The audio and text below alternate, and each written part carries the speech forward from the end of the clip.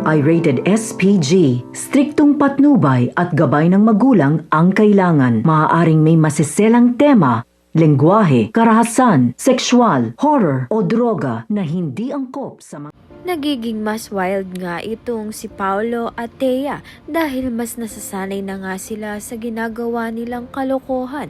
Kaya naman nga't nakakalimutan na nga nito ni Thea at ni Paolo na may asawa na nga sila.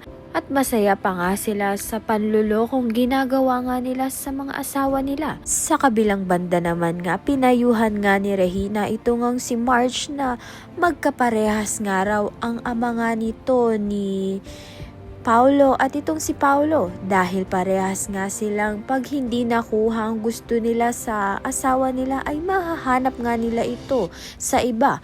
Kaya naman nga't hindi nga talaga nagkakalayo ang ugali ng mag-ama dahil nga mukhang namumuo nga ang pagkakagusto nga nito ni Greg dito nga sa nanay ni Marge at madadagdagan pa nga kaya ang pagkakamali sa pamilya ng mga Torrecampo.